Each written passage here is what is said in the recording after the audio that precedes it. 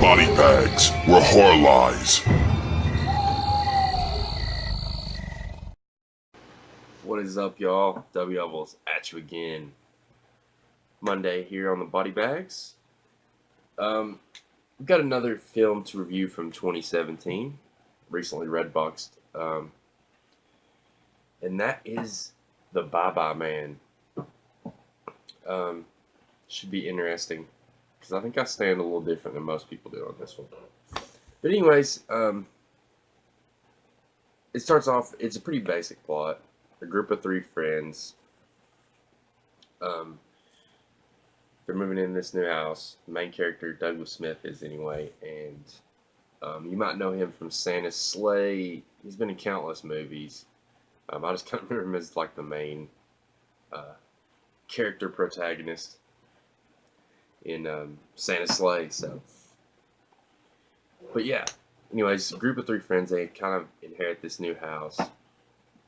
They find in one of these drawers. Don't think it. Don't say it, and flips it over to the Bye-Bye Man. So basically, whenever they discover this piece of paper, they start getting more or less haunted by the Bye-Bye Man. And yeah, and they look for a way, and they're basically finding a way to remove this curse slash ghost. Super. I will admit it's pretty basic plot, and maybe not the most original plot, but I think it takes a lot of elements from some other horror movies you like, maybe gives them a little nod here and there. It does try to do its own thing, because I feel like the narrative and story arc's a little different, albeit maybe not as powerful and strong as Candyman. Some movies like that, I can see where this pulls from a movie like a Babadook. But, that's not always a bad thing in my opinion. And to be a PG-13 horror movie, I think it has, pretty solid scares and holds my attention well enough anyway. Saw a lot of complaints online about the story and just the narrative in general, and just being boring. I didn't find that at all. I didn't find it a very boring film. Like I said, maybe the story could have been a little more original, but I was not bored with this. I think it had pretty cool, effective scares. Yet another movie I think it pulls from is The Strangers. It has some really effective background. I don't know what you would call that. Just more or less when the characters are kind of hidden in the background, hidden in the back shot. So you do these painting shots and stuff, and here's the Bye-Bye Man, but you might not see him right away. Like, I think that's cool. It's almost like a Where's Waldo thing. You're kind of looking for him in each of these shots. And there's a number of times that happens in the movie. I like that personally. I thought it was cool. And there's things on the wall, like you got a coat hanging up on the wall and it plays tricks on him. Kind of flashes back and forth. Of course, you've got your generic nightmare scene, dream sequence here and there. But I think it's fitting for this kind of movie. Like I said, in the light of a Candyman. Yeah.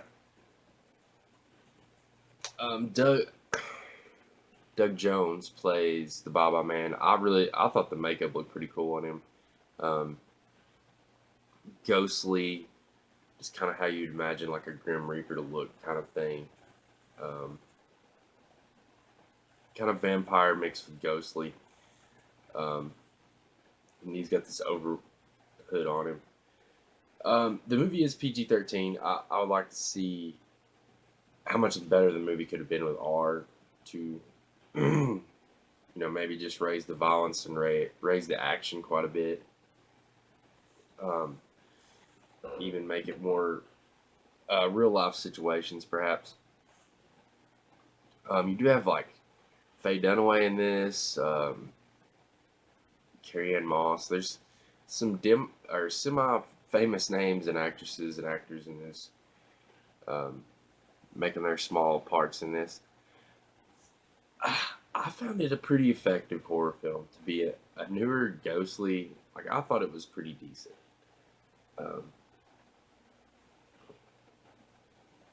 there's some fun little shout outs with the soundtrack. I thought were kind of cool little nods to the derivative and storyline. But yeah, basically, you don't want to think or say it. It's very Bloody Mary, Candyman style of story. But my opinion, it pulls it off. I just really don't get the hate for this one. You know, I know it's nothing mind blowing, but I didn't, I don't get all the boring and just people really seem to shit on this movie online. Um, I say give it a shot, guys.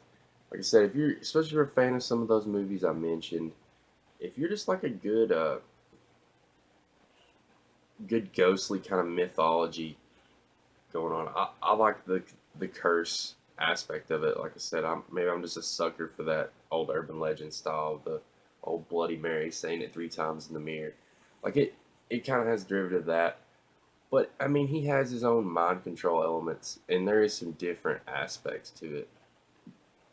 It's not just a straight up Candyman. So, um, yeah, the Bye Bye Man. I thought it was pretty effective for.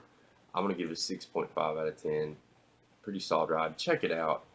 Until next week, I appreciate y'all watching. Peace.